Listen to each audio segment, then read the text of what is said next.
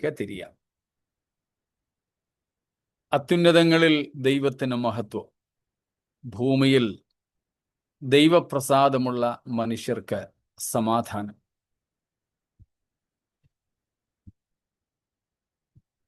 ദൈവപ്രസാദമുള്ളവരായി ഭൂമിയിൽ ജീവിപ്പാൻ, നമ്മളിലൂടെ തിരുമഹത്വം വെളിപ്പെടുവാൻ ദൈവം പിന്നെയും നമുക്കെല്ലാവർക്കും കൃപ ചെയ്യട്ടെ എന്ന് പ്രാർത്ഥിക്കുന്നു. കർത്താവിൻ്റെ ദാസന്മാർക്കും ദൈവജനത്തിനും ക്രിസ്തുയേശുവിൽ വന്ദനങ്ങളെയും അറിയിക്കട്ടെ. നമുക്കൊരുമിച്ച് പിന്നെയും ഒരു ദിവസവും കൂടെ കൂട്ടായ്മയ്ക്ക് വേണ്ടി കർത്താവ് തന്നു. ദൈവം നൽകുന്ന ഓരോ ദിവസവും ഓരോ നിമിഷവും വിലപ്പെട്ടതും നമുക്ക് കർത്താവിനോട് കൂടുതൽ അടുക്കുന്നതിന് കാരണവുമായി തീരട്ടെ എന്ന ദൈവത്തോട് പ്രാർത്ഥിക്കുന്നു. സ്തോത്രം. ലോകത്തോടുള്ള നമ്മുടെ അകലം വർദ്ധിക്കുവാനും കർത്താവിനോടുള്ള നമ്മുടെ അടുപ്പം വർദ്ധിക്കുവാനും ഓരോ ദിവസവും കാരണമാകട്ടെ. സ്തോത്രം.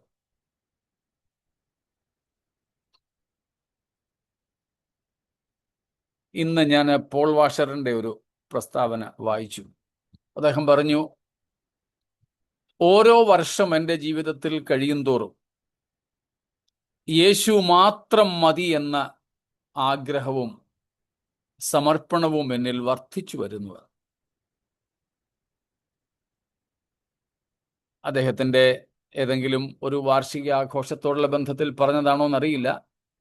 ഓരോ വർഷം കഴിയുന്തോറും എന്ന് അദ്ദേഹം പറഞ്ഞത്. അതും നമ്മുടെ ജീവിതത്തിലാകട്ടെ. ഓരോ വർഷമോ മാസമോ ദിവസമോ ഓരോ നിമിഷം പിന്നിടും തോറും നമ്മുടെ ജീവിതത്തിൽ അതേ ആഗ്രഹവും സമർപ്പണവും വർദ്ധിക്കട്ടെ.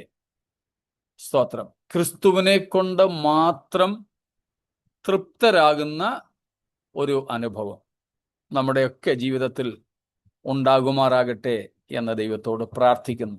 സ്തോത്രം. സ്തോത്രം.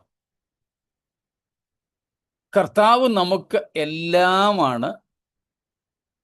കർത്താവ് മാത്രം നമുക്ക് മതി എന്ന ഒരു മനോഭാവത്തിലേക്ക് നമ്മൾ എത്തണം.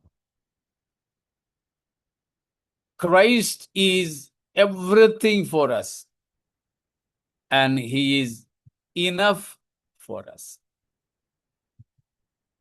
കർത്താവ് നമുക്ക് സകലവുമാണ്.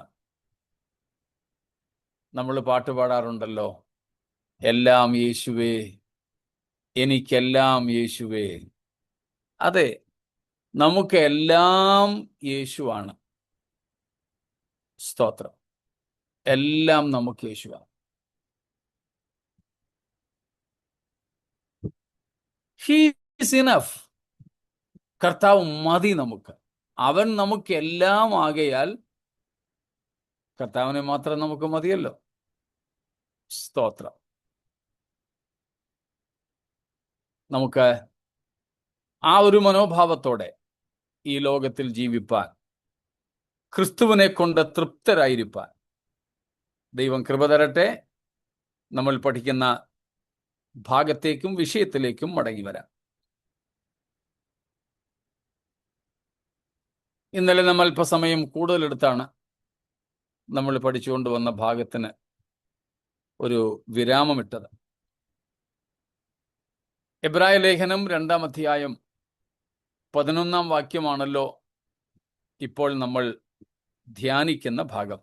ഒന്നും കൂടെ നമുക്ക് വായിക്കാം. വിശുദ്ധീകരിക്കുന്നവനും വിശുദ്ധീകരിക്കപ്പെട്ടവർക്കും എല്ലാം ഒരുവനല്ലോ പിതാവ്. അത് ഹേതുവായി അവൻ അവരെ സഹോദരന്മാർ എന്ന് വിളിപ്പാൻ ലജ്ജിക്കാതെ, ഞാൻ നിന്റെ നാമത്തെ എന്റെ സഹോദരന്മാരോട് കീർത്തിക്കും, സഭാമധ്യേ ഞാൻ നിന്നെ സ്തുതിക്കും എന്നും ഞാൻ അവനിൽ ആശ്രയിക്കുമെന്നും ഇതാ ഞാനും ദൈവം എനിക്ക് തന്ന മക്കളും എന്ന് പറയുന്നു. സ്തോത്രം. വിശുദ്ധീകരിക്കുന്നവനും വിശുദ്ധീകരിക്കപ്പെടുന്നവർക്കും ഒരുവനല്ലോ പിതാവ്. ഇംഗ്ലീഷും കൂടെ ഒന്ന് വായിച്ചോളൂ. For he who sanctifies and those who are sanctified all have one source. That is why he is not ashamed to call them brothers. സ്തോത്രം. Both he who sanctifies and those who are sanctified are all from one source or one Father. വിശുദ്ധീകരിക്കുന്നവനും വിശുദ്ധീകരിക്കപ്പെടുന്നവരും ഒരേ മൂലത്തിൽ നിന്നുള്ളവരാണ്, ഒരേ സ്രോതസ്സിൽ നിന്നുള്ളവരാണ്. ഇരു കൂട്ടർക്കും ഒരാൾ തന്നെയാണ് പിതാവ്. രണ്ടുപേരും ജനിച്ചത് ഒരുവനിൽ നിന്ന് തന്നെ എന്നൊക്കെയാണ് ആ വാക്കിൻ്റെ അല്ലെങ്കിൽ ആ വാക്യത്തിൻ്റെ അർത്ഥം. ഇംഗ്ലീഷിൽ നമുക്കവിടെ ഫോർ എന്ന ഒരു പ്രയോഗം കാണാം അല്ലേ? Yes, sir. നമ്മൾ 2:10 അത് കണ്ടിരുന്നു. 2:10 നമ്മൾ മനസ്സിലാക്കിയ അതേ അർത്ഥമാണ് ഇവിടെയും ഫോർ എന്നുള്ളതിന്. മലയാളത്തിൽ നമുക്ക് അതെടുത്ത് പറയുന്നില്ല, എന്നാൽ ഇംഗ്ലീഷിൽ അതെടുത്ത് പറയുന്നുണ്ട്. For it was fitting. For it is fitting. It was fitting. സ്തോത്രം. അതിൻ്റെ അർത്ഥം നമ്മൾ 10-ാം വാക്യം പഠിച്ചപ്പോൾ കണ്ടതുകൊണ്ട് അതേ അർത്ഥം തന്നെയാണ് ഇവിടെ 11-ാമത്തെ വാക്യത്തിനും എന്നതിനാലും അത് ആവർത്തിക്കുന്നില്ല. നമ്മളവിടെ കണ്ടു, ഇന്നലെ ഏറ്റവും ഒടുവിൽ നമ്മൾ പറഞ്ഞു നിർത്തിയത് വിശുദ്ധീകരണം എന്നാൽ എന്ത് എന്നുള്ളതായിരുന്നു. വിശുദ്ധീകരണം,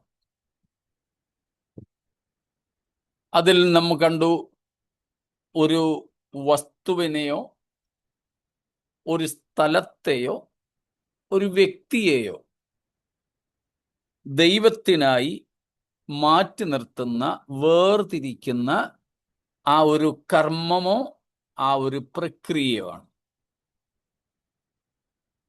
ഇന്നലെ ഞാൻ പറഞ്ഞത് മുറിച്ചു മുറിച്ച് പറയുക. അത് ചെയ്യുന്നത് 2 കൂട്ടരാ. ദൈവം ദൈവത്തിനായി നമ്മെ വേർതിരിക്കാം, വേർതിരിക്കണം, വേർതിരിക്കും. ഇതിലേതെങ്കിലും ഒന്നല്ല, 2 ഉണ്ടാവണം. ദൈവം തനിക്കായി ഒരു വസ്തുവിനെ, ഒരു വ്യക്തിയെ അല്ലെങ്കിൽ ഒരു സ്ഥലത്തെ വേർതിരിക്കാം.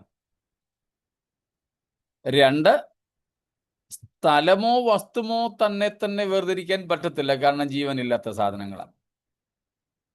അതുകൊണ്ട് 2-ാം ഭാഗത്ത് ആ വേർതിരിവ് അല്ലെങ്കിൽ മാറ്റിവെക്കൽ നമ്മളാണ് നടത്തേണ്ടത്. നാം നമുക്കുള്ളതിനെ ദൈവത്തിനായിട്ട് മാറ്റിവെക്കാം. നമ്മുടെയൊക്കെ ഇടയിൽ ശിശുപ്രതിഷ്ഠ തുടങ്ങി ഇങ്ങോട്ട് ഒത്തിരി പ്രതിഷ്ഠകളുണ്ട്. ശിശുപ്രതിഷ്ഠ, ഭവനപ്രതിഷ്ഠ, ആലയപ്രതിഷ്ഠ, ഇങ്ങനെ ഒത്തിരി സമർപ്പണ ശുശ്രൂഷകൾ അല്ലെങ്കിൽ പ്രതിഷ്ഠാകർമ്മങ്ങളുണ്ട്. എന്താണ് ഈ പ്രതിഷ്ഠ എന്നതുകൊണ്ട് അർത്ഥമാക്കുന്നത്? ഇങ്ങനെയൊക്കെയുള്ള സമർപ്പണങ്ങളിൽ എനിക്ക് എവിടെയെങ്കിലും 2 വാക്ക് പറയാൻ അവസരം കിട്ടിയാൽ ഞാൻ അതിൻ്റെ അർത്ഥം പറയാറുണ്ട്. കേട്ടിട്ടുള്ളവർ ഇവിടെ ഇരിപ്പുണ്ട് താൻ. എന്നാലും ഞാനൊന്നും കൂടെ അങ്ങ് പറയുകയാണ്. ഈ ശിശു സമർപ്പണം തുടങ്ങിയുള്ള ഈ സമർപ്പണം അല്ലെങ്കിൽ പ്രതിഷ്ഠ, ഡെഡിക്കേഷൻ മിനിസ്ട്രി എന്നോ ഡെഡിക്കേഷൻ സെറിമണി എന്നോ ഒക്കെ പറയപ്പെടുന്ന ആ ഒരു കർമ്മം, ആ ഒരു സെറിമണി, വാട്ട് ഈസ് ഇറ്റ്? എന്താണത്? Parents dedicating them.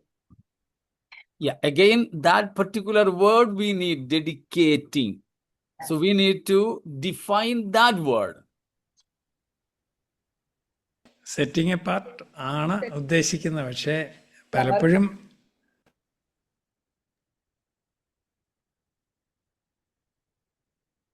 സ്തോത്രം. ഡോക്ടർ സാജി പറഞ്ഞത് കേട്ടു. വേറെ ആരോ ഒരാളും കൂടെ പറഞ്ഞായിരുന്നല്ലോ. ആൻസിസ്റ്റർ ആയിരുന്നു. Okay So continue, Saju brother. Okay okay.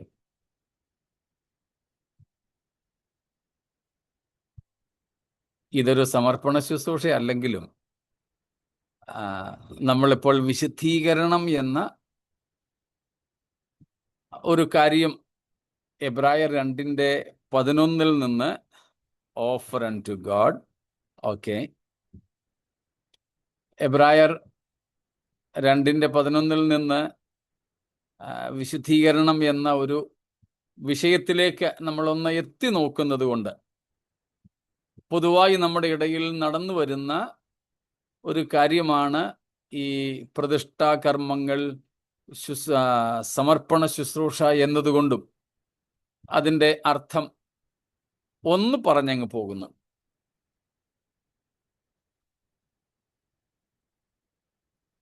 യോഹന്നാൻ 10:22, ജോൺ 10:22.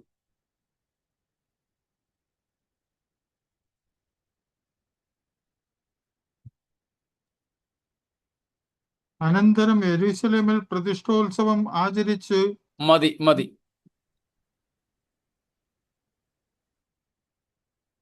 മനസ്സിലായോ ആർക്കെങ്കിലും? യേശുക്രിസ്തു പങ്കെടുത്ത ഒരു ഇസ്രായേല്യരുടെ വാർഷിക ഉത്സവത്തെക്കുറിച്ചാണ് ഇവിടെ പറയുന്നത്. An annual feast or festival Jesus participated in Jerusalem. That was an Israelite's annual festival, but not included in the 7 annual feasts God commanded during the time of Moses. മോശയുടെ കാലത്ത് ദൈവം ഇസ്രായേലിന് കൽപ്പിച്ച 7 വാർഷിക ഉത്സവങ്ങളെക്കുറിച്ച് നമുക്കറിയാം. അറിഞ്ഞുകൂടാത്തവർ ലേവ്യ പുസ്തകം 23-ാം അധ്യായം വായിച്ചു നോക്കിയാൽ മതി. ഇപ്പം ആരും വായിക്കരുത്, പിന്നീട് വായിക്കാവും. ലേവ്യ 23-ൽ ആ 7 ഉത്സവങ്ങളെക്കുറിച്ച് പറഞ്ഞിട്ടുണ്ട്. അത് 3 ഉത്സവ കാലങ്ങളിലായിട്ടായിരുന്നു. 3 festival seasons and 7 festivals in a year. ഇതായിരുന്നു ദൈവം ഇസ്രായേൽ മക്കൾക്ക് കൽപ്പിച്ചത്. പുറപ്പാട് പുസ്തകം തുടങ്ങി ഇങ്ങോട്ടുള്ള പുസ്തകങ്ങളിലൊക്കെ ഉണ്ട്. എന്നാലും വ്യക്തതയോടെ കൊടുത്തിരിക്കുന്ന ഒരു ഭാഗം ലേവ്യ 23 ഞാൻ പറഞ്ഞു എന്നേ ഉള്ളൂ. എന്നാൽ ഈ 7 വാർഷിക ഉത്സവങ്ങളിൽ ഉൾപ്പെടാത്ത വേറെ പല ഉത്സവങ്ങളും യേശുക്രിസ്തുവിൻ്റെ ജീവകാലത്ത് യെരുശലേമിൽ ഇസ്രായേൽ മക്കൾക്കുണ്ടായിരുന്നു. അതിൽ 2 നമുക്കറിയാം, അല്ലേ? 7 വാർഷിക ഉത്സവങ്ങളിൽ ഉൾപ്പെടാത്ത മറ്റൊരു ഉത്സവം എസ്തേറിന്റെ പുസ്തകത്തിൽ നമ്മൾ കാണുന്നുണ്ട്. പുരീം എന്ന ഉത്സവം. ഇസ്രായേലിന്റെ അല്ലെങ്കിൽ യഹൂദന്റെ ശത്രുക്കളുടെ മേൽ അവർക്കുണ്ടായ വിജയാഘോഷത്തിന്റെ ഓർമ്മയായി എസ്തേറിന്റെ പുസ്തകത്തിലെ പശ്ചാത്തലം വെച്ചുകൊണ്ട് അവരെല്ലാ വർഷവും ആചരിക്കുന്ന ഒന്നാണ്. അത് മോശ മുഖാന്തരം കൽപ്പിച്ച 7 ഉത്സവങ്ങളിൽ ഇല്ല. പിന്നെ ഉള്ള ഒരെണ്ണമാണ് ഇപ്പോൾ നമ്മൾ വായിച്ച യോഹന്നാൻ 10:22 പറയുന്നത്. അവിടെ പ്രതിഷ്ഠോത്സവം എന്ന, ഇംഗ്ലീഷിൽ ഫീസ്റ്റ് ഓഫ് ലൈറ്റ്സ് എന്നായിരിക്കും, ചിലയിടത്ത് ഡെഡിക്കേഷൻ എന്നും ഉണ്ട്. ഫീസ്റ്റ് ഓഫ് ഡെഡിക്കേഷൻ ഏതാണ്ട് ഡിസംബർ 25-നോടനുബന്ധിച്ച് നടക്കുന്ന ഒരു ഉത്സവമാണ്. ചില ഇംഗ്ലീഷ് വേർഷൻസിലൊക്കെ ഡെഡിക്കേഷൻ എന്നും ചിലയിടത്തൊക്കെ ലൈറ്റ്സ് എന്നും കൊടുത്തിട്ടുണ്ട്. പ്രതിഷ്ഠോത്സവം, പ്രതിഷ്ഠയുടെ ഉത്സവം, അതെന്താണെന്ന് നിങ്ങൾക്കറിയാം. ഒരുപക്ഷെ ഇപ്പോൾ ഓർക്കുന്നുണ്ടോ എന്നതേ ഉള്ളൂ സംശയം. നമ്മുടെ ഇടയിൽ പറഞ്ഞിട്ടുണ്ട്, BC 164-65 കാലയളവ്, യേശുക്രിസ്തുവിന്റെ ജനനത്തിന് ഏതാണ്ട് 164 വർഷങ്ങൾക്ക് മുമ്പ്, BC 164, അതായത് 2-ാം നൂറ്റാണ്ട്, BC 2nd century, അന്ന് ഭരിച്ചിരുന്ന ശക്തനായ ഒരു രാജാവാണ് സിറിയയിൽ, ഇപ്പോഴത്തെ സിറിയ, ബൈബിളിലെ അരാം എന്ന് പറയുന്ന രാജ്യം. അരാം രാജാവായിരുന്ന, അല്ലെങ്കിൽ സിറിയൻ ഭരണാധികാരിയായിരുന്ന ഒരു മനുഷ്യൻ. അദ്ദേഹം ഗ്രീസിന്റെ ഭരണാധിപത്യത്തിൽ വരുന്നയാളാണ്. അലക്സാണ്ടറിന്റെ പിന്മുറക്കാരനായിട്ട് വരുന്ന, കാരണം അലക്സാണ്ടർ മരിക്കുമ്പോൾ അലക്സാണ്ടറിന്റെ ലോകവ്യാപകമായ ഗ്രീക്ക് സാമ്രാജ്യം തൻ്റെ 4 മിലിറ്ററി ജനറൽമാർക്ക് ഇടയിൽ വിഭജിക്കപ്പെട്ടു. The Grecian Empire was divided into 4 among the 4 military generals soon after the demise of Alexander the Great, because he died without a descendant. ഒരു തലമുറയില്ലാതെയാണ്, പിന്മുറക്കാരനില്ലാതെയാണ് അലക്സാണ്ടർ മരിക്കുന്നത്.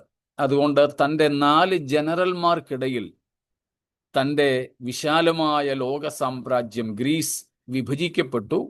അതിൽ ഒരു വിഭാഗമായിരുന്നു സിറിയ.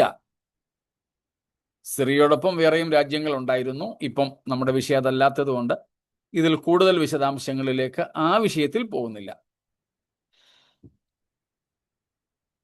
അങ്ങനെ സിറിയയിൽ BC 2-ാം നൂറ്റാണ്ടിൽ ഭരിച്ചിരുന്ന ഒരു വികൃതനായ രാജാവായിരുന്നു അന്തിയോക്കസ് എപ്പിഫാനസ് എന്ന് പറയപ്പെടുന്നയാള്.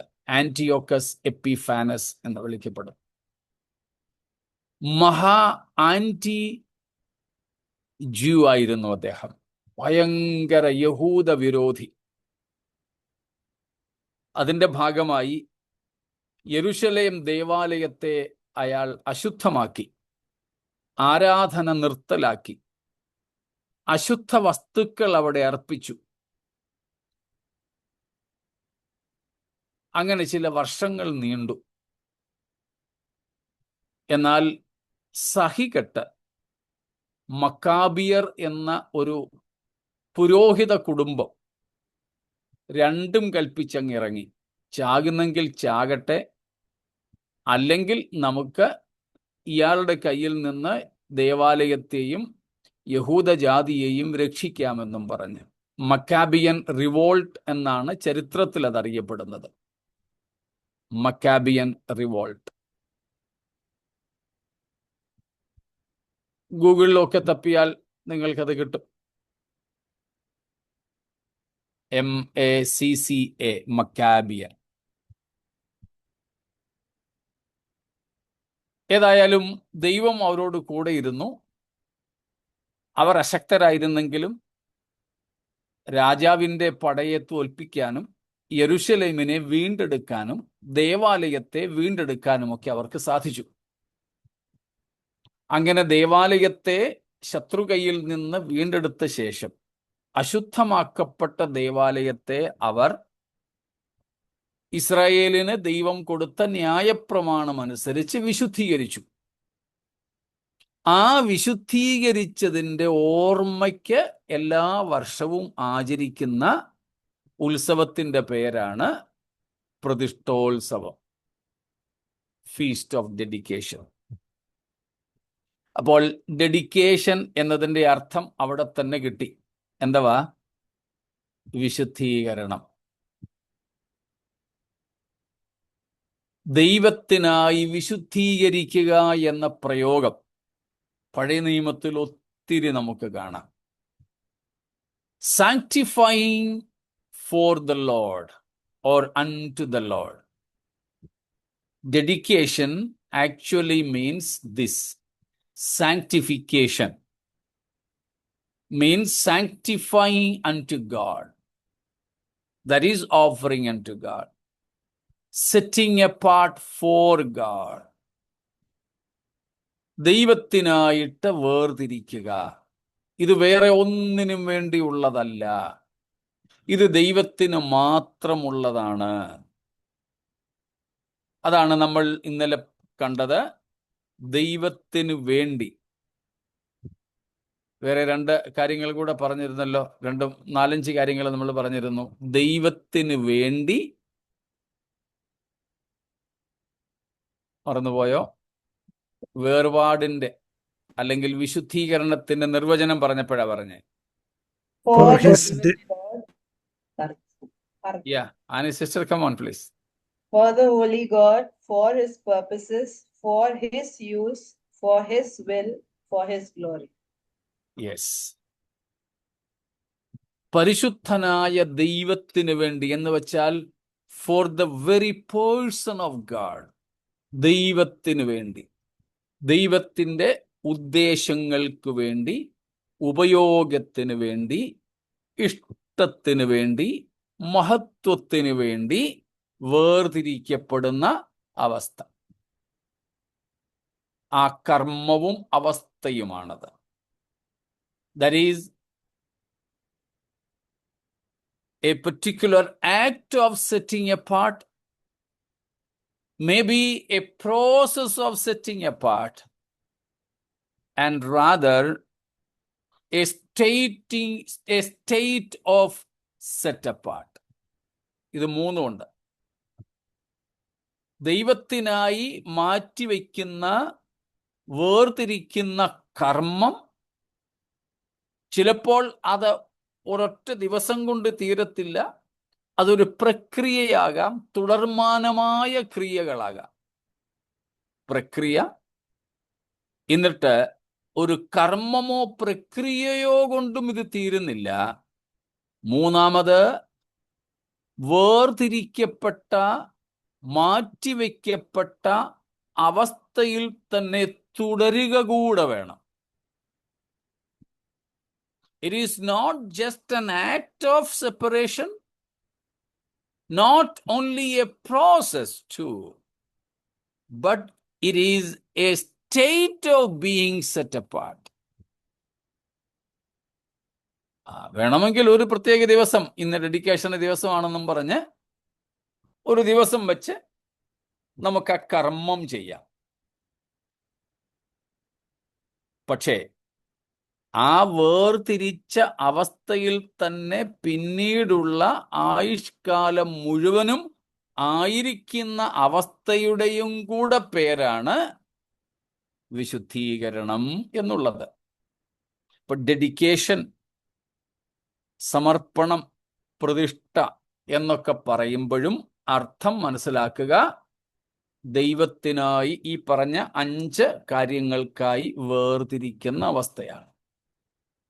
വേർതിരിക്കുക മാത്രമല്ല, വേർതിരിച്ചിട്ട് അങ്ങനെ തന്നെ തുടരുകയും ചെയ്യുക, അതേ അവസ്ഥയിൽ തുടരുക. സ്തോത്രം. അപ്പോൾ ദൈവത്തിനായിട്ട്, ദൈവത്താലും സ്വയത്താലും വേർതിരിക്കപ്പെടുന്ന അവസ്ഥ. പുതിയ നിയമത്തിൽ നമ്മൾ കണ്ടു, വസ്തുക്കളെക്കാളും സ്ഥലത്തെക്കാളും അധികം വ്യക്തികൾക്കാണ് പ്രാധാന്യം. ചുരുക്കം ചില സന്ദർഭങ്ങളിൽ തങ്ങൾക്കുള്ള വസ്തുക്കളോ സമ്പത്തോ കാര്യങ്ങളോ ഒക്കെ ദൈവത്തിന് വേണ്ടി കൊടുത്ത അവസ്ഥകൾ പുതിയ നിയമത്തിൽ കാണാം, അപ്പോസ്തല പ്രവൃത്തികളിൽ കാണാം. പക്ഷേ അതിനേക്കാൾ ഉപരി ഇന്നലെ നമ്മൾ മക്കതോന്യ സഭകളിൽ നിന്നും കണ്ട് പഠിച്ച് നിർത്തിയതാണ് വളരെ പ്രധാനപ്പെട്ടത്. മക്കതോന്യ സഭകൾ എന്ത് ചെയ്തു? They gave themselves to God and for apostles as well. They gave first. ആ ഫസ്റ്റ് എന്നുള്ള ഒരു പ്രയോഗം കൂടെ ഇവിടെ ഉണ്ടല്ലേ? ഇംഗ്ലീഷിലുണ്ടോ? ഉണ്ട് ഫസ്റ്റ് ഉണ്ട്. ഫസ്റ്റ് അവരാദ്യം, മലയാളത്തിൽ അവരാദ്യം തങ്ങളെ തന്നെ ദൈവത്തിന് കൊടുത്തു. എന്ത് മനോഹരമായൊരു പ്രയോഗ, എന്ത് മനോഹരമായൊരു സാക്ഷ്യമാണ് അപ്പോസ്തലൻ മക്കതോന്യ സഭകളെ പറ്റി പറയുന്നത്. അവരുടെ അവസ്ഥയും കൂടെ നമ്മളൊന്ന് ഓർക്കണം. 1-ാം വാക്യം. സ്തോത്രം. അലക്സാണ്ടർ വിവാഹിതനായിരുന്നു. അലക്സാണ്ടറിന്റെ മരണശേഷം മകൻ ജനിക്കുകയും ചെയ്തു. ഓക്കെ, ഒരു ചോദ്യത്തിന് ഉത്തരം പറഞ്ഞേ ഉള്ളൂ. യാ പ്ലീസ്, 1-ാം വാക്യം.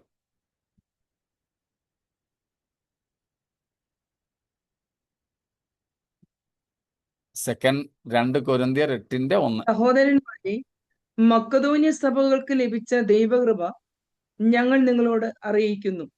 കഷ്ടത എന്ന കഠിന ശോധനയിൽ ആയിരുന്നിട്ടും അവരുടെ സന്തോഷ സമൃദ്ധിയും മഹാദാരിദ്ര്യവും ധാരാളം ഔദാര്യം കാണിപ്പാൻ കാരണമായി തീർന്നു. കണ്ടോ, പാരഡോക്സിക്കലായിട്ടുള്ള വൈരുദ്ധ്യാത്മകമായ പ്രയോഗമാ പൗലോസ് നടത്തുന്നത്. മക്കതോന്യ സഭകൾക്ക് ലഭിച്ച ദൈവകൃപ, ഈ കൃപയൊന്നും നമ്മൾ കൃപയായിട്ട് കാണുന്നുണ്ടോ എന്ന് എനിക്ക് സംശയമാണ്. നമ്മൾ കൃപയെന്ന് പറയുന്ന കൃപ വേറെ ഏതൊക്കെയോ കൃപകളാണ്. ഇവിടെ പറയുന്ന ഒരു കൃപ, അത് കൃപയായിട്ട് കണ്ടാലും കിട്ടിയില്ലേലും അതൊരു കൃപയായിട്ടൊന്ന് മനസ്സിലാക്കിയാൽ മതിയായിരുന്നു. സ്തോത്രം. എന്തൊരു കൃപ അവർക്ക് ലഭിച്ചത്? അവർ മഹാകഷ്ടതയിലായിരുന്നിട്ടും സന്തോഷ സമൃദ്ധി അവർക്കുണ്ടായിരുന്നു. പാരഡോക്സ്, രണ്ടും വിപരീത ദിശയിൽ സഞ്ചരിക്കുന്ന കാര്യങ്ങളാണ്. മഹാകഷ്ടത, പക്ഷെ ജീവിതത്തിലോ ഹൃദയത്തിലോ ഗ്രേറ്റ് ജനറോസിറ്റി.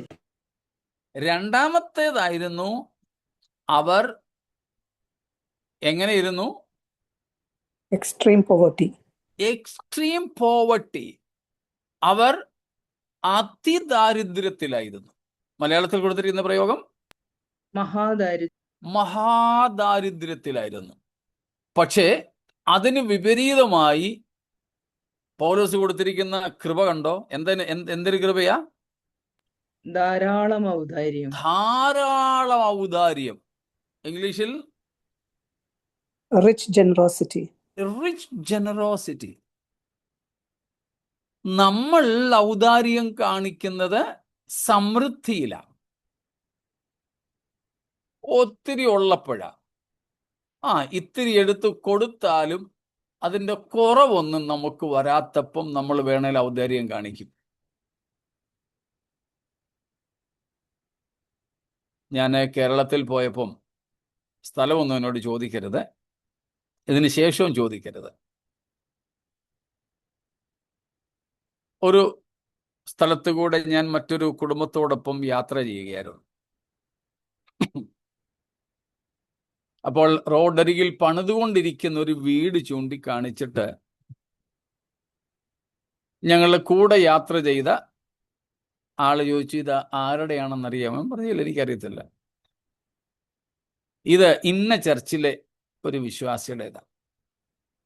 അവർ കുടുംബമായിട്ട് വിദേശത്ത് എവിടെയാണ്, ഗൾഫ് രാജ്യങ്ങളിൽ എവിടെയാ. ഏതാണ്ട് 1 കോടിയുടെ കണക്ക് പറഞ്ഞു ഈ വീടിന്റെ. ഏതോ 1 കോടി ആയിരിക്കും. ഇപ്പം മിക്കയിടത്തൊക്കെ പണിയുന്ന സാധാരണ വീടുകൾക്കും കോടിയിലേറെയൊക്കെ ഉണ്ട്. പക്ഷെ ഇത് കുറെ കോടികളുണ്ട്. എന്നിട്ട് പറഞ്ഞത്, അവര് കൂടുന്ന ചർച്ചിന്റെ ഒരു റിനോവേഷന് വേണ്ടി ചില ലക്ഷങ്ങളുടെ ആവശ്യമുണ്ട്.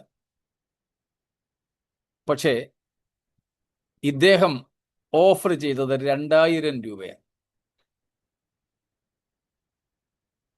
ആ ചർച്ചിലെ കൂലിപ്പണിക്ക് പോകുന്ന ആൾക്കാർ ആയിരക്കണക്കിന് രൂപ ഓഫർ ചെയ്തപ്പോഴാണ് ഈ കോടിപതിയായ മനുഷ്യൻ വെറും 2000 രൂപ സെക്രട്ടറിയോ മറ്റോ എടുത്ത് ചോദിച്ചെന്ന് പറഞ്ഞു.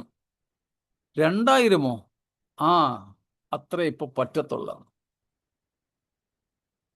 അതുകൊണ്ടാണ് ഞാൻ പറഞ്ഞത്, ധാരാളം ഉണ്ടായാൽ കൂടെ പിശുക്ക കാണിക്കുന്നത്, ഔദാര്യമില്ല.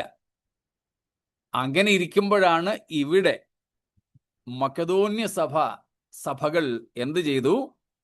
മഹാദാരിദ്ര്യത്തിലുള്ളപ്പോഴും അവര് മഹാ ഔദാര്യം കാണിച്ചു. What A paradox! ഇപ്പോൾ നിങ്ങൾക്ക് ഓർമ്മ വരുന്നുണ്ടാകും 2 കാശിട്ട വിധവയെ കുറിച്ച്.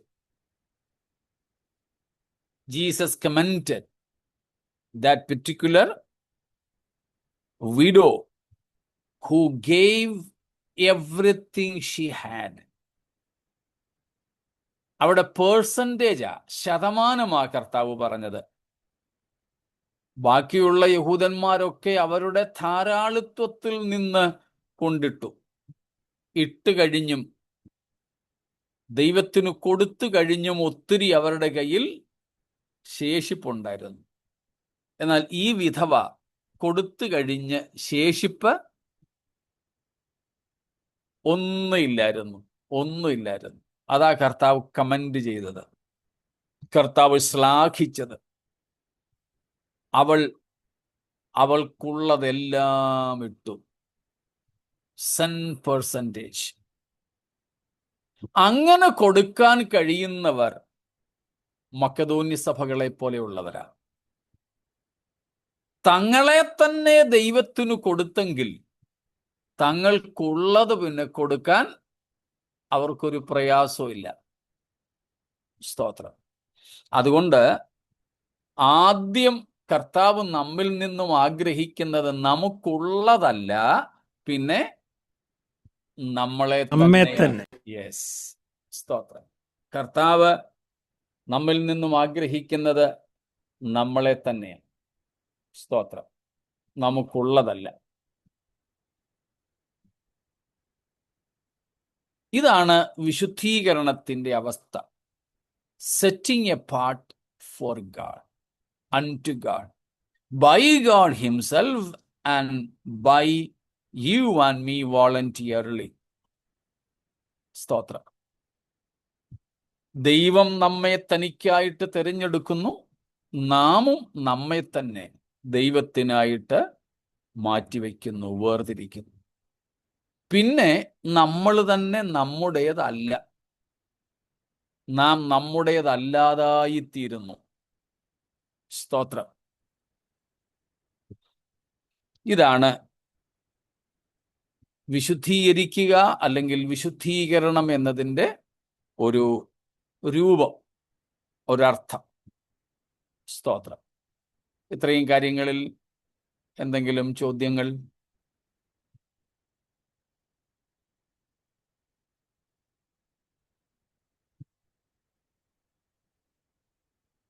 ഒന്നുമില്ല എന്ന് കരുതട്ടെ. സ്തോത്രം. അല്ല, അങ്ങനെയാണെങ്കിൽ പുതിയ സഭയ്ക്ക് നമുക്ക് ദശാംശത്തിന്റെ ഉപദേശം പറയാൻ ഒക്കത്തില്ലല്ലോ.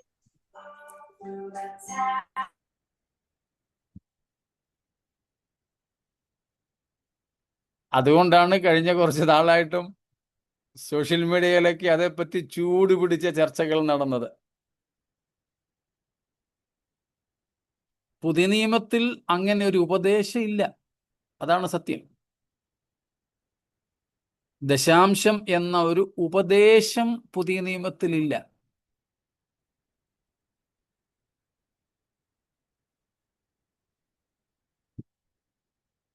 ഇവിടെ മക്കെദോന്യ സഭകളുമൊക്കെ ചെയ്ത മാതൃകയാണ് നമുക്ക് വേണ്ടത്.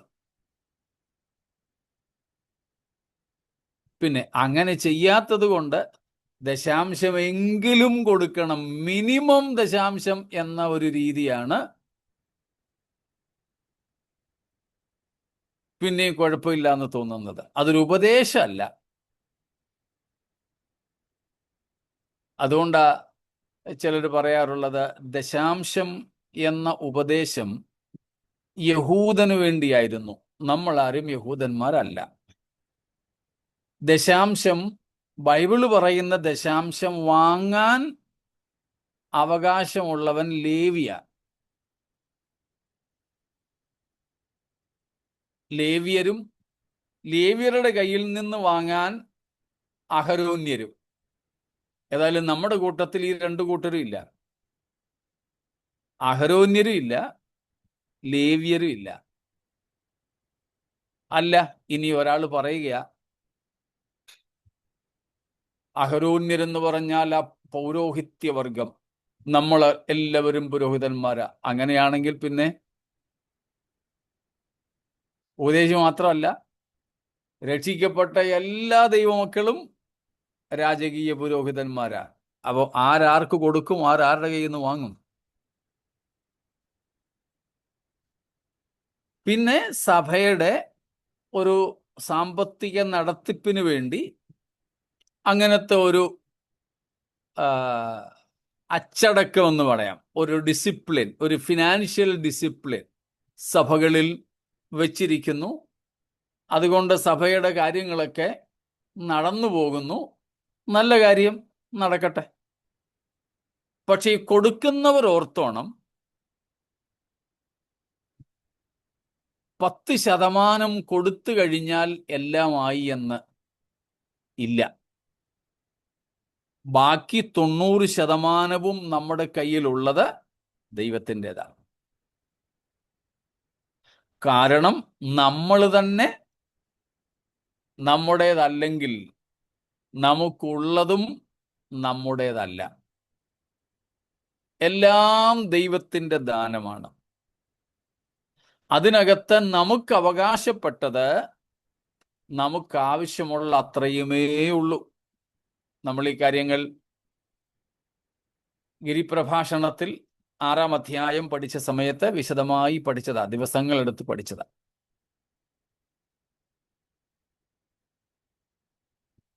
നമുക്ക് ലഭിക്കുന്ന നന്മയിലെ ഭൗതിക നന്മകൾ, ജോലി ചെയ്തിട്ട് എനിക്ക് ഇത്രയും മതി എന്നും പറഞ്ഞുകൊണ്ട് ബാക്കി എംപ്ലോയർക്ക് കൊടുത്തിട്ട് വരികയൊന്നും വേണ്ട.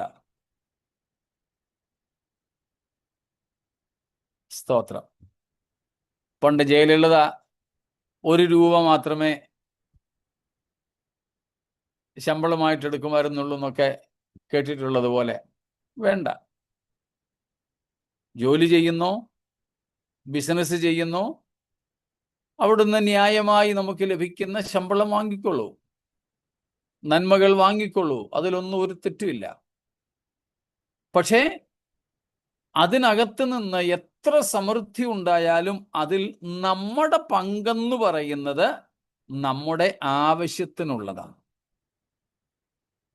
നമ്മുടെ ആവശ്യത്തിനപ്പുറത്തേക്കുള്ളത് ഈ തന്ന ദാതാവിന് വേണ്ടി ദാതാവിൻ്റെ ഇഷ്ടമനുസരിച്ച് നമ്മൾ ചെലവഴിക്കണം. ദശാംശം കൊണ്ട് മാത്രം നമ്മൾ നിർത്തരുത്. അത് പുതിയ നിയമസഭയ്ക്ക് അഭികാമ്യമല്ല. അതുകൊണ്ട് ദശാംശം കൊടുക്കുന്നത് നിർത്തണമെന്നൊന്നുമല്ല നമ്മൾ ഈ പറയുന്നത്. ദശാംശം എന്ന ഉപദേശം പുതിയ നിയമത്തിൽ ഇല്ല. പൗലോസ് പിന്നെ ഒരിടത്ത് പറയുന്നുണ്ട് ഓഹരി കൊടുക്കണമെന്ന്. വചനം പഠിക്കുന്നവൻ പഠിപ്പിക്കുന്നവന് എല്ലാ നന്മയിലും ഓഹരി കൊടുക്കണമെന്ന്. അത് വെച്ചുകൊണ്ട് ചിലർ പറയുന്നത് ദശാംശം അങ്ങ് നിർത്തിയേക്കണം, ഓഹരിയാണ് വേണ്ടത്. ഓഹരി എന്ന് പറയുമ്പോൾ ഇപ്പോൾ ഡോക്ടർ സാജു അദ്ദേഹത്തിൻ്റെ വരുമാനത്തെ എല്ലാ മാസവും ഭാര്യ, അമ്മച്ചി, മക്കൾ ഇത്രയും പേർക്കായിട്ട് വിഭജിക്കുന്നു. ഇതിനെ ഓഹരി എന്ന് വ്യാഖ്യാനിക്കുന്ന കാര്യമാണ് ഞാൻ പറയുന്നത് കേട്ടോ. ഇങ്ങനെ അദ്ദേഹത്തിന് മാസം കിട്ടുന്ന ശമ്പളത്തെ വീട്ടിലുള്ള എല്ലാവരുടെയും പേരിൽ തുല്യമായിട്ട് വിഭാഗിക്കുന്നു. ഇനി സഭയിൽ ഓഹരി കൊടുക്കണമെന്ന് വെച്ചാൽ അതിൽ ഡോക്ടർ സൂസൻ, അമ്മച്ചി, മക്കൾ 3 പേര്. ഇനിയിപ്പോൾ കല്യാണം കഴിച്ചു വിട്ട മോളെ അങ്ങ് ഒഴിവാക്കി നിന്ന് വെച്ചോ, ഓഹരിയൊക്കെ കൊടുത്തങ്ങ് വിട്ടു എന്ന് വെച്ചോ. അപ്പം സ്വയം, ഭാര്യ, അമ്മച്ചി, ബാക്കിയുള്ള 2 മക്കള്, ഈ 5 പേർക്ക് മാത്രം പോരാ, സഭ അല്ലെങ്കിൽ സഭയിലെ പാസ്റ്റർ 6-മതൊരാളെയും കൂടെ കൂട്ടിയിട്ട് ഇവർ 5 പേർക്ക് കൊടുക്കുന്ന അതേ തുല്യ പങ്ക് സഭയിലും കൂടെ കൊടുക്കണമെന്നൊരു ഉപദേശം ചിലർ വെക്കുന്നുണ്ട്. അതും അവിടെയില്ല. അവിടെയും നമ്മൾ ചെയ്യേണ്ടത്, ഇതിന് ഞാൻ കൂടുതൽ മുമ്പോട്ട് പോകുന്നില്ല, നമ്മൾ അവിടെ പഠിച്ചിട്ടുള്ളത് കൊണ്ട് ഇതിവിടെ പറഞ്ഞ് നിർത്തുക. നമ്മൾ ചെയ്യേണ്ടത് നമുക്ക് ലഭിക്കുന്ന ഭൗതിക നന്മകൾ, അത് ഈ പറഞ്ഞതുപോലെ നമ്മുടെ ആവശ്യത്തിന് എടുത്തിട്ട് ബാക്കിയുള്ളവയൊക്കെ, ഞാൻ അന്നും പറഞ്ഞിട്ടുണ്ട്, ഇന്നും കൂടെ ആവർത്തിക്കുന്നു, 5 രീതിയിൽ നമുക്ക് അത് ചിലവഴിക്കണം. ഒന്നാമത്തെ first priority is for ministry, സുവിശേഷ വേലയ്ക്ക് വേണ്ടി. 2, for the needs of the ministers, സുവിശേഷ വേലക്കാരുടെ ആവശ്യങ്ങൾക്ക് വേണ്ടി. 3, ഫോർ ദ സെയിൻസ് നീഡ്സ്, വിശുദ്ധന്മാരുടെ ആവശ്യങ്ങൾക്ക് വേണ്ടി. ഓർക്കുക, ഈ വിശുദ്ധന്മാരെന്ന് പറയുന്നത് സുവിശേഷകരല്ല, അതിനെ നമ്മൾ രണ്ടാമതായിട്ട് വരുത്തി കഴിഞ്ഞു. സാധാരണ ദൈവമക്കളാണ് വിശുദ്ധന്മാർ. പൗലോസ് പറയുന്നുണ്ട്, അതിനൊന്നും വിശദാംശങ്ങളിലേക്ക് പോകുന്നില്ല എന്നേ ഉള്ളൂ. 4, നമ്മുടെ രക്തബന്ധങ്ങൾക്ക് വേണ്ടി. രക്തബന്ധം എന്ന് പറയുന്നത് ഇമ്മീഡിയറ്റ് ഫാമിലി അല്ല, അത് നമ്മുടെ ആവശ്യങ്ങളിൽ പെടുന്നതാണ്. ഭാര്യ, മാതാപിതാക്കൾ, മക്കൾ എന്ന ഇമ്മീഡിയറ്റ് ഫാമിലി, അല്ലെങ്കിൽ നമ്മളെ ആശ്രയിച്ച് കഴിയുന്ന കുടുംബം നമ്മുടെ ആവശ്യത്തിൽ പെടുന്നതാണ്. ആ പ്രൈമറി ഫാമിലിയിൽ, ആ പ്രാഥമിക കുടുംബത്തിന് പുറത്ത് നമ്മുടെ രക്തബന്ധങ്ങളായിട്ടുള്ളവർ, അവരെയാണ് 4മതായി നാം കൂട്ടുന്നത്. നമ്മളെ ആശ്രയിച്ചല്ല അവർ കഴിയുന്നത്. റേഷൻ വാങ്ങാനും പച്ചക്കറി വാങ്ങാനും ഒന്നും നമ്മളല്ല അവരെ മാസാമാസം അല്ലെങ്കിൽ ആഴ്ചതോറും സഹായിക്കുന്നത്. പക്ഷേ അവർ നമ്മുടെ ബന്ധുക്കളാണ്. ആവശ്യങ്ങളിൽ ഇരിക്കുന്നു എങ്കിൽ നമുക്ക് ദൈവം നൽകിയ നന്മകളെ കൊണ്ട് അവരെയും നമ്മൾ കരുതണം.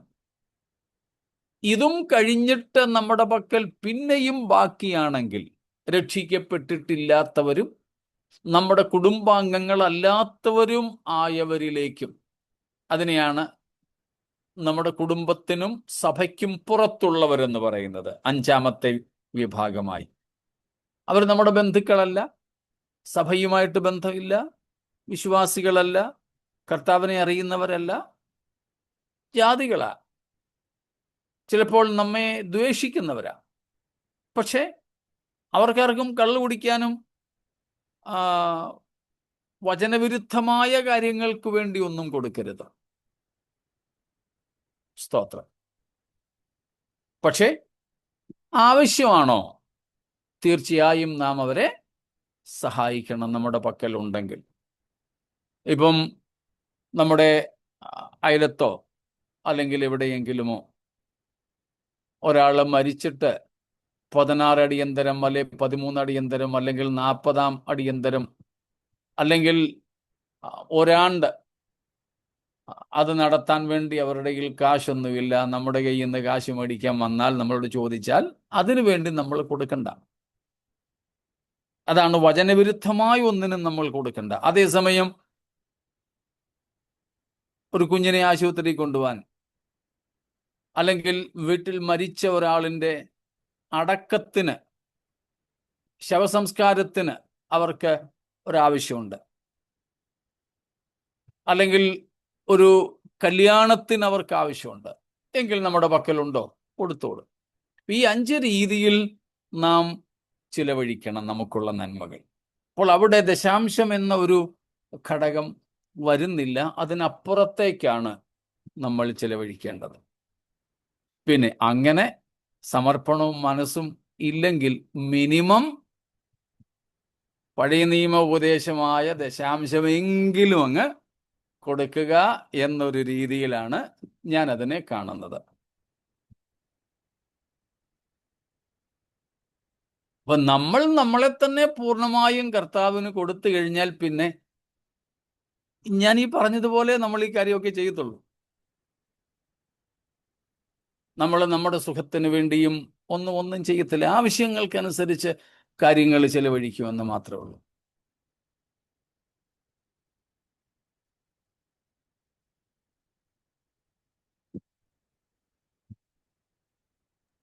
ഈ TPM-കാര് അവര് കൊടുക്കുന്ന ഈ ദശാംശം അവര് വെളിപ്പെടുത്തില്ലല്ലോ. എന്തോ TPM-കാര് അവര് കൊടുക്കുന്ന എമൗണ്ട് ദശാംശമാണോ ഓഹരിയാണോ എന്നുള്ളത് അവര് ഡിക്ലെയർ ചെയ്യത്തേയില്ല. അതെന്തുകൊണ്ട് അങ്ങനെ? അവർ ദശാംശമായിട്ടാണ് കൊടുക്കുന്നത്. നമ്മുടെ എല്ലാ സഭകളിലും ദശാംശമായിട്ടാണ് കൊടുക്കുന്നത്. ഈ കൊടുക്കുന്നവരെ എങ്ങനെ കാണുന്നു അവരുടെ പേഴ്സണൽ ഇതേ ഉള്ളൂ, അല്ലാതെ ഉപദേശമായിട്ട് ആ നിലയിലില്ല. ദശാംശം എന്ന നിലയിൽ തന്നെയാണ് കൊടുക്കുന്നത്. TPM-ലും അങ്ങനെയാണ്.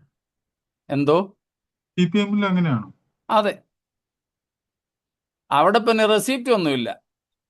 ഇപ്പം രാജീവ് ബ്രദർ ചർച്ചിൽ 100 രൂപ ഇട്ടാൽ അടുത്ത സൺഡേക്ക് മുമ്പ് റെസിപ്റ്റ് കിട്ടിയില്ലെങ്കിൽ ചോദിക്കും, ട്രഷറാറിനെ പിടിച്ച് നിർത്തും.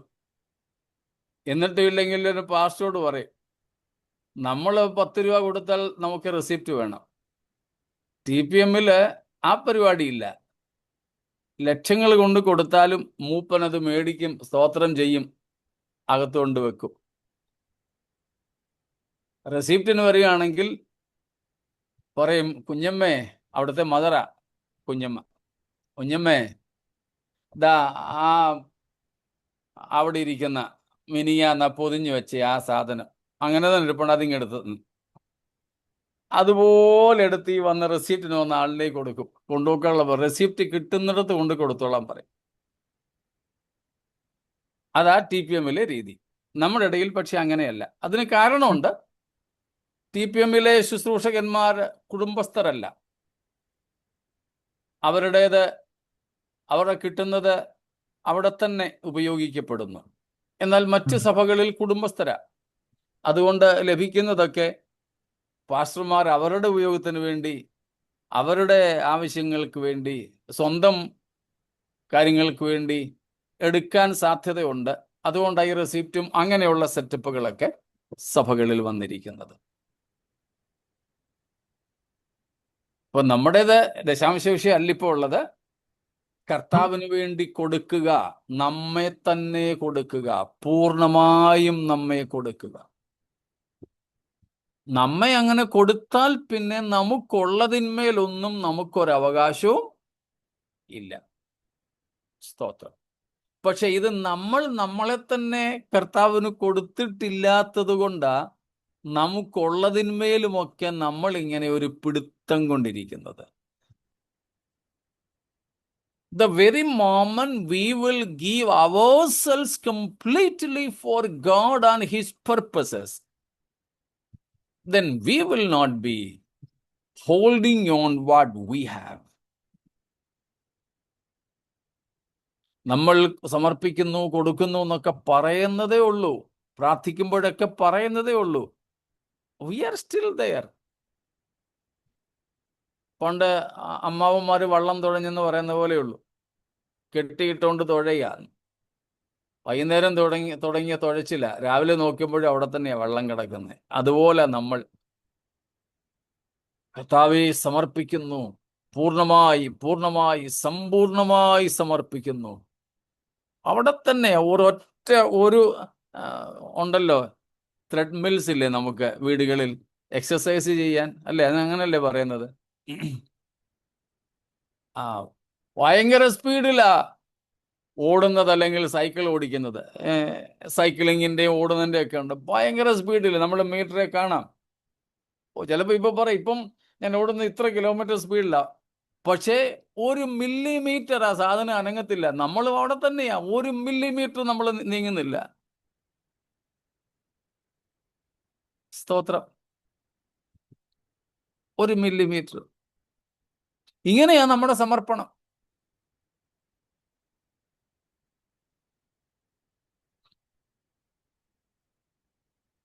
അതുകൊണ്ട് ഞാനിത് പ്രാക്ടീസ് ചെയ്യുന്നയാളാ കേട്ടോ. ഞങ്ങളുടെ കൊച്ച് ലിറ്റിൽ ഫ്ലോക്ക് എപ്പോഴും ഞാൻ പറയുന്നതാണല്ലോ. യേശു കർത്താവ് പറഞ്ഞ ആ ഒരു പ്രയോഗമാണ്, ചെറിയ ആട്ടിൻകൂട്ടമേ. ആ ഒരു പ്രയോഗമാണ് ഞാൻ നടത്തുന്നത്, ലിറ്റിൽ ഫ്ലോക്ക് എന്ന് കേട്ടോ. നിങ്ങൾക്കറിയാം,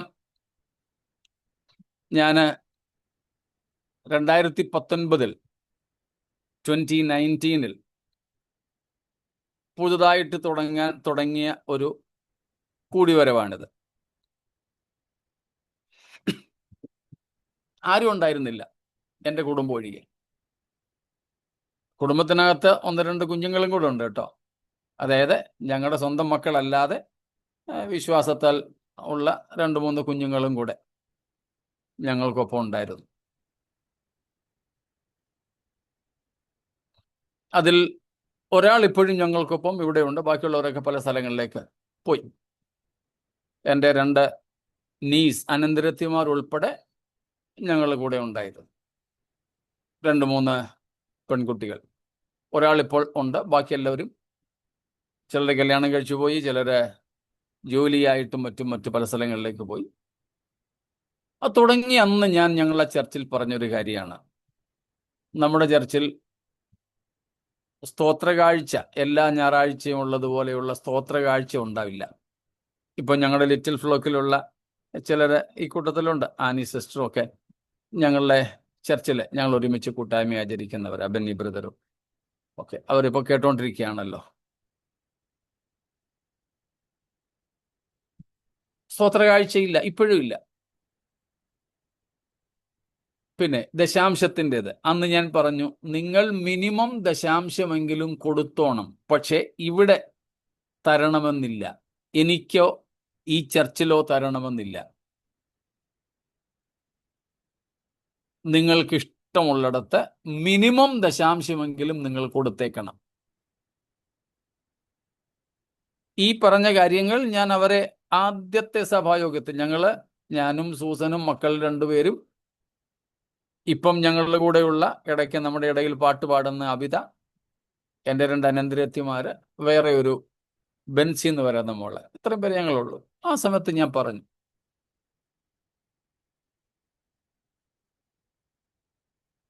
ഇന്നും ഞങ്ങൾ ആ നിലയിൽ തന്നെയാണ് തുടരുന്നത്.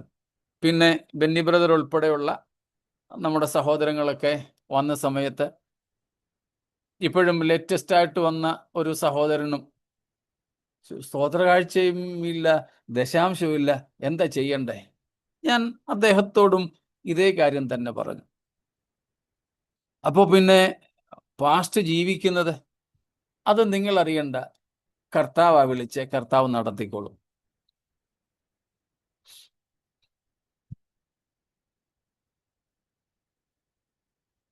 പറഞ്ഞതിൻ്റെ സാരം, സ്തോത്രകാഴ്ചയും ദശാംശവും ഒന്നും ഇല്ലാത്ത ഒരു സഭയിലാണ് ഞാൻ ശുശ്രൂഷിക്കുന്നത്.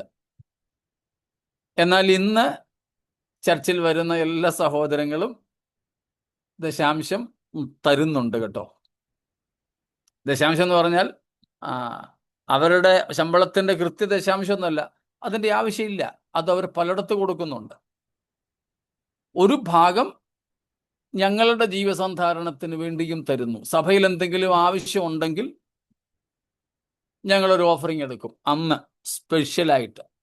അടുത്ത ആഴ്ച ഞങ്ങളുടെ ചർച്ചിലുണ്ട്, ഓഫറിങ് ഉണ്ട് ഒരാവശ്യത്തിന് വേണ്ടി. അത് നേരത്തെ പറയും ചിലപ്പോൾ, ഇന്ന ആവശ്യത്തിന് വേണ്ടിയുണ്ട്, ആ പൈസ തീരുന്നത് വരെ അടുത്ത ഓഫറിങ് ഇല്ല, ഒരാവശ്യം വരുന്നത് വരെ. ഇതുവരെ ഞങ്ങൾക്കത് മതി. സഭയിൽ ആരും ഇല്ലാതിരുന്ന സമയത്തും, എനിക്ക് പുറത്തെങ്ങും യോഗങ്ങൾക്ക് പോകാൻ ഒക്കാതിരുന്ന സമയത്തും, സഭയിൽ ആരും ദശാംശം തരാൻ ഇല്ലാതിരുന്ന സമയത്തും, കർത്താവ് ഞങ്ങളെ സുഭിക്ഷമായിട്ട് പുലർത്തി. ആരോടും ആവശ്യങ്ങൾ പറയാതെ, ഒരാവശ്യമുണ്ട് പ്രാർത്ഥിക്കണമെന്ന് പറയാതെ, ഞങ്ങളുടെ വീടിൻ്റെ വാടക കൊടുക്കാനും എല്ലാ കാര്യങ്ങൾക്കും ആ ദൈവം ഇന്നും ജീവിക്കുന്നു. ആ ദൈവം മതി. സ്തോത്രം. അതുകൊണ്ടാണ് നിങ്ങൾ തന്നെ പലരും, എത്രയോ പേര് എന്നോട് അക്കൗണ്ട് നമ്പരും ഒക്കെ ചോദിച്ചു, ഞാൻ തരാഞ്ഞത് അതുകൊണ്ടാണ്.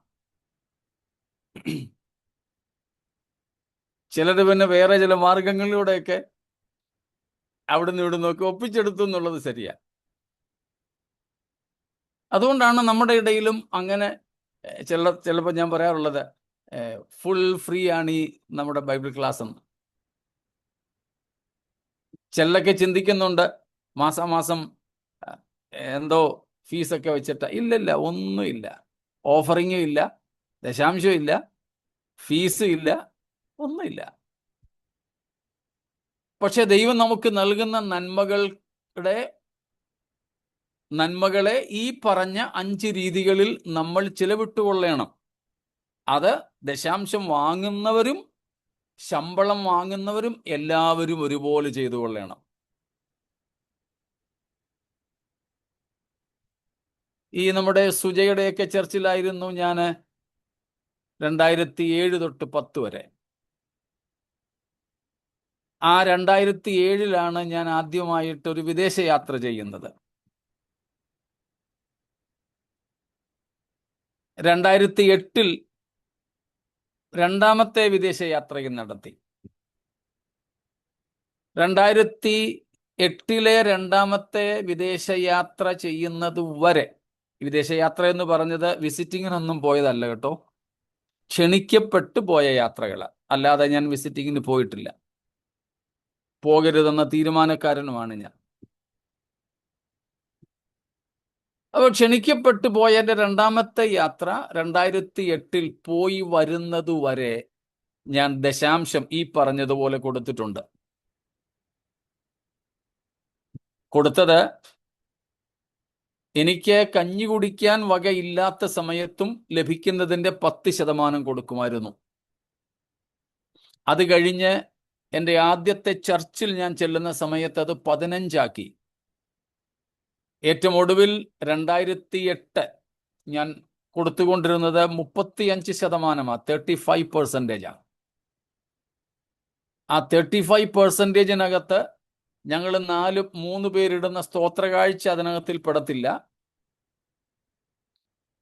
ഉപവാസ പ്രാർത്ഥനയ്ക്ക് ചായയോ നാരങ്ങ വെള്ളമോ കൊടുക്കുന്നതിൻ്റെ ചെലവും ഈ 35%-ൽ പെടത്തില്ല. സുവിശേഷ വേലയ്ക്ക് വേണ്ടി പോകാൻ ടിക്കറ്റിനും പെട്രോളിനുമുള്ള കാശ് 35-ൽ പെടത്തില്ല.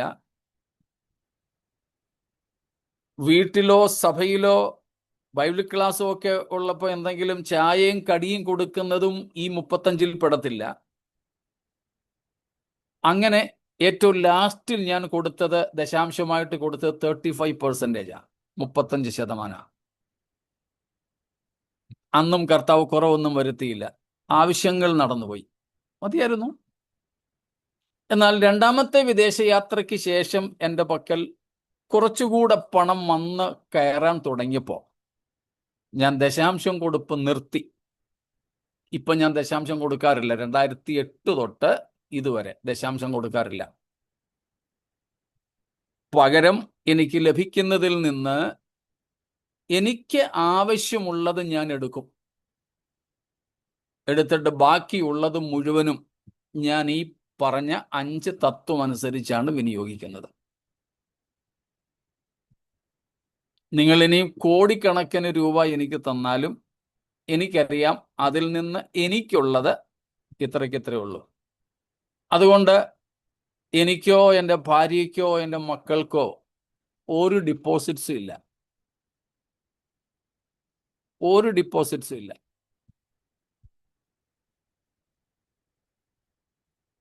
അഞ്ച് പൈസയുടെ നിക്ഷേപം ഞങ്ങൾക്കില്ല.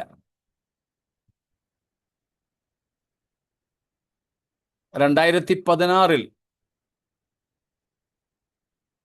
എൻ്റെ ജ്യേഷ്ഠനും കുടുംബവും കൂടെ ചേർന്ന്, എൻ്റെ സഹോദരങ്ങൾ ചേർന്ന് എനിക്ക് ഒരു വീട് വാങ്ങിത്തന്നു.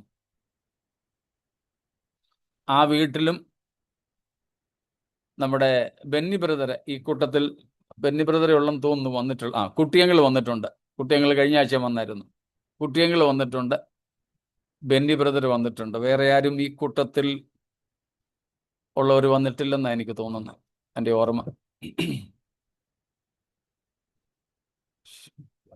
ഓക്കെ, സോഫി വന്നിട്ടുണ്ട്. സുജ ഷിബുവിൻ്റെ മോള് സോഫി വന്നിട്ടുണ്ട്.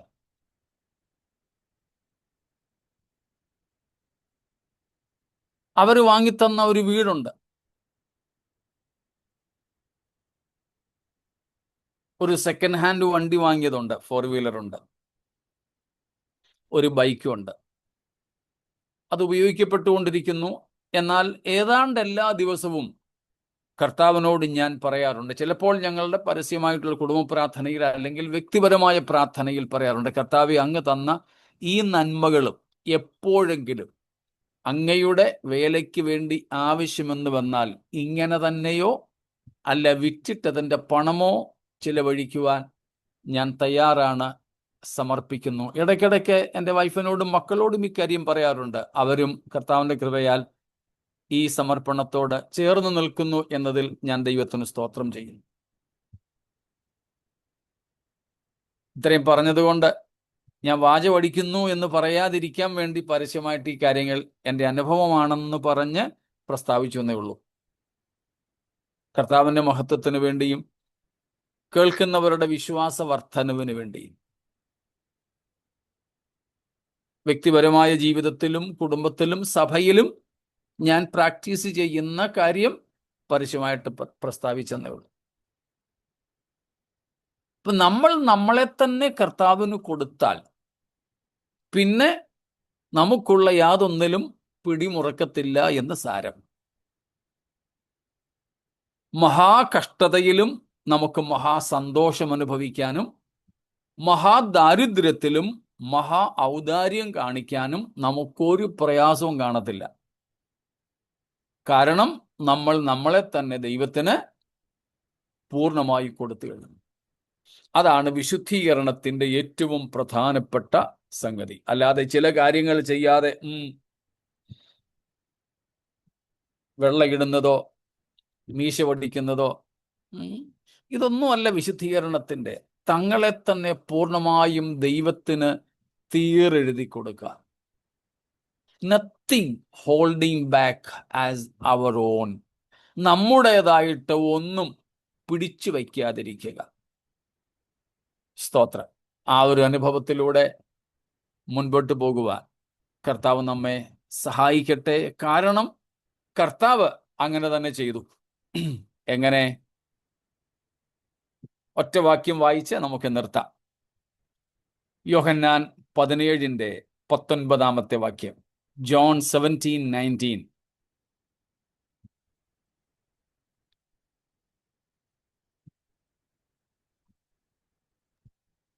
And for their sake I consecrate myself, that they also may be sanctified in truth. കണ്ടോ, യേശു കർത്താവിന്റെ മഹാപുരോഹിത പ്രാർത്ഥന എന്നറിയാം. കർത്താവ് എന്താ ചെയ്തേ? I consecrate myself. കോൺസിക്രേറ്റിന്റെ അർത്ഥം അറിയാമല്ലോ, വിശുദ്ധീകരിക്കുക, വേർതിരിക്കുക. ഇവർ വിശുദ്ധീകരിക്കപ്പെടേണ്ടതിന് ഞാൻ എന്നെ തന്നെ വിശുദ്ധീകരിക്കുന്നു. Jesus did not hold back himself from the will of God, from the purpose of God, but he gave himself up. That is what is meant, I consecrate myself. ഞാൻ എന്നെ തന്നെ വിശുദ്ധീകരിക്കുന്നു. യേശുവിന് വിശുദ്ധീകരിക്കേണ്ട അശുദ്ധി വല്ലതും ഉണ്ടായിരുന്നോ? ഇല്ല. ഇവിടെ വിശുദ്ധീകരിക്കുന്നതിൻ്റെ അർത്ഥം ദൈവ ഇഷ്ടത്തിന് പൂർണ്ണമായും ക്രിസ്തു തന്നെ തന്നെ കൊടുത്തു. എന്തിനു വേണ്ടിയാ? നമ്മളും നമ്മളെ തന്നെ ക്രിസ്തുവിന്റെ മാതൃകയിൽ ദൈവത്തിന് പൂർണ്ണമായും കൊടുക്കാൻ. ആ നിലയിൽ നാമും നമ്മെ തന്നെ വിശുദ്ധീകരിക്കുക. ക്രിസ്തു നമുക്ക് മാതൃകയാണ്. ബാക്കി ഭാഗം കർത്താവ് വന്നില്ലെങ്കിൽ നാളെ 8 മണി മുതൽ നമുക്ക് ചിന്തിക്കാം. സ്തോത്രം. ഈ വചനങ്ങളാൽ ദൈവം നമ്മെ അനുഗ്രഹിക്കുമാറാകട്ടെ.